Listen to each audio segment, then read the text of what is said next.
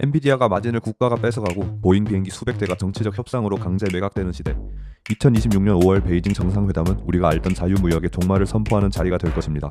1조 달러 규모의 쇼핑리스트와 그 뒤에 숨겨진 미국의 반도체 자립 야욕, 그리고 TSMC의 지정학적 고립 시나리오까지 지금부터 돈의 흐름이 바뀌는 냉혹한 팩트를 공개합니다. 왜 3월 회담이 5월로 미뤄졌을까요? 그 핵심은 중동의 혈전 호르무즈 해협 사태에 있습니다. 이곳은 전 세계 원유 물동량의 20%가 통과하는 심장부입니다. 2024년 기준 이곳을 지나는 원유의 84%가 아시아로 향하며 그중 3분의 1을 중국이 소비합니다.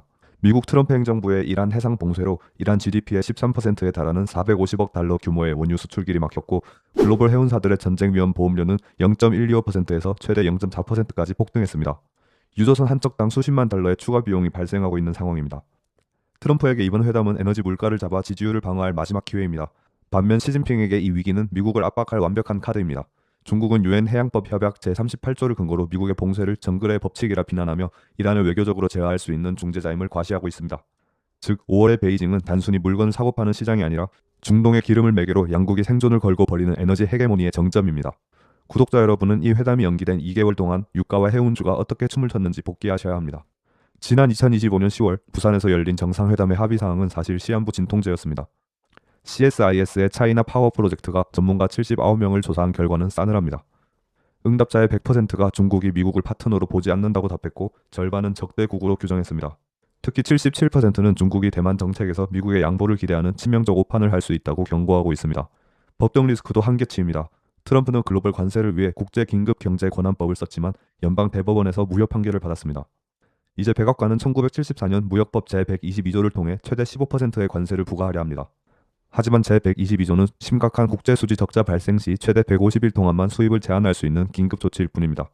미국 법무부조차 만성적 무역 적자가 결제 위기는 아니라는 입장을 보이고 있어 향후 관세 환급 소송이 터지면 재무부 대차 제조표에 막대한 구멍이 날 위험이 큽니다. 베이징 당국은 백악관 내부에 이런 법적 취약성을 지렛대 삼아 지연 전술을 구사하며 이면 합의를 도출하려 할 것입니다. 이번 회담은 양국이 서로의 얄팍한 패를 모두 읽은 상태에서 벌이는 마지막 치킨 게임입니다. 회담의 가장 확실한 성과물은 중국의 초대형 구매 패키지입니다. 트럼프의 지지 기반인 판벨트와 전통 제조업을 만족시키기 위해 중국은 전략적 쇼핑리스트를 던질 것입니다. 보잉 항공기 수십 대, 수백만 톤의 대두, 그리고 미국산 LNG와 석탄을 묶어 1조 달러가 넘는 규모의 합의가 예상됩니다. 과거 후진타오 주석이 보잉기 200대를 포함해 450억 달러 규모의 계약을 체결했던 전례를 뛰어넘는 규모일 것입니다. 특히 대두는 양국 관계의 리트머스 시험지입니다. 관세 전쟁 때 가장 먼저 타격받고 유화 국면에서 가장 먼저 수입되는 품목이죠. 또한 중국은 휘토루인 갈륨, 게르마늄, 흑연의 수출 통제를 임시 유예하는 카드를 만지작거리고 있습니다. 하지만 공짜는 없습니다. 중국은 그 대가로 자국 첨단 배터리와 전기차 기업의 미국 진출을 돕기 위한 투자 기금 조성을 역제안할 것입니다.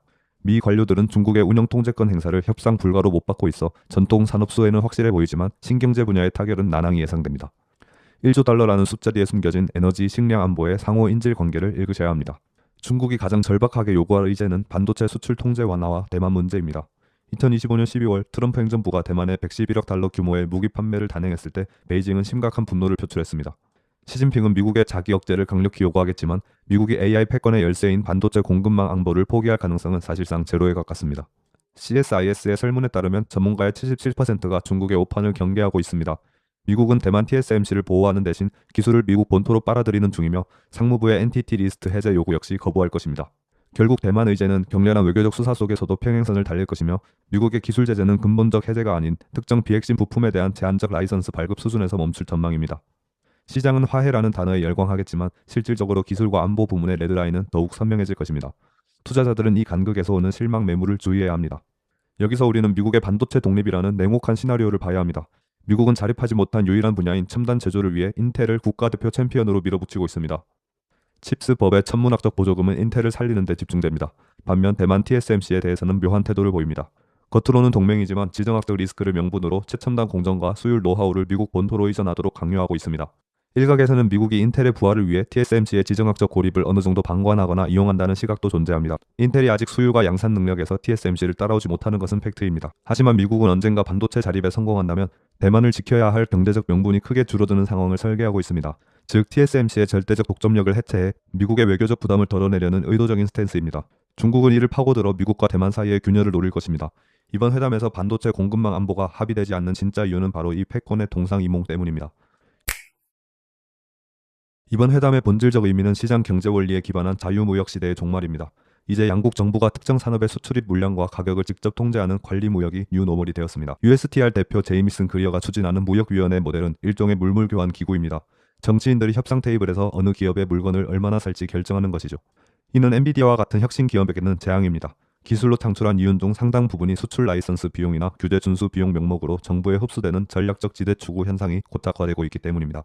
반면 중국은 제15차 5개년 계획을 통해 신질 생산력을 선포하고 생존 전략에 돌입했습니다.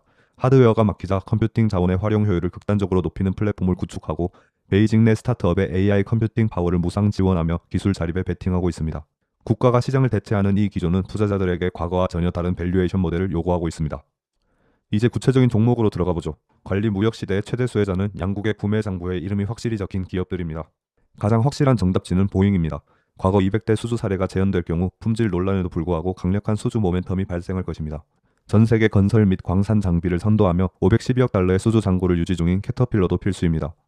또한 미국산 LNG 수출의 선두주자인 셰니어 에너지와 판벨트의 지지를 받는 곡물 공룡 ADM은 정부가 직접 매출을 보장해주는 안전한 피난처가 될 것입니다. 반면 엔비디아를 비롯한 첨단 테크주는 수익성 천장을 경계해야 합니다. 정부의 규제 비용과 중국의 국산화 압박 사이에서 과거와 같은 폭발적인 이익 개선을 누리기 힘들어졌습니다. 대신 미중 무역 관세를 피해 베트남 등으로 생산 기지를 성공적으로 다변화한 현저우 인터내셔널이나 미국 증시의 역사적 고평가를 피해 중국 내수 2억 5천만 명의 가입자를 거느린 딥밸류 자산 핑안 보험과 같은 자산들이 훌륭한 디커플링 해지 수단이 될 것입니다. 해외 투자 커뮤니티 레딧의 한 유저는 이렇게 말했습니다. 관세는 더 이상 무기가 아니라 정책 아키텍처다. 이번 베이징 정상회담은 갈등을 해결하는 자리가 아니라 갈등을 어떻게 관리하며 각자의 파일을 챙길지 합의하는 냉혹한 장입니다. 시장은 화해라는 단어에 흥분하겠지만 우리는 그 이면의 관리 무역과 반도체 자립 야욕을 읽어야 합니다. 글로벌 IB들의 전망도 엇갈립니다. 골드만삭스는 중국의 수출 경쟁력을 높게 평가하지만 모건 스탠리는 여전히 미국 주식의 상대적 우위를 지지합니다. 중요한 건 맹목적인 기대를 버리고 철저히 구조적인 수혜를 받는 섹터에 집중하는 것입니다. 다가오는 5월의 베이징과 이를 둘러싼 2026 글로벌 무역 투자 촉진 서밋은 우리에게 지정학이 곧 주식의 본질 가치임을 생생하게 보여줄 것입니다. 거시경제의 행간을 읽고 국가가 하락한 수익의 길목을 지키는 투자자만이 이 파고를 넘을 수 있습니다. 영감경제가 여러분의 그 길의 나침반이 되어드리겠습니다. 시청해주셔서 감사합니다.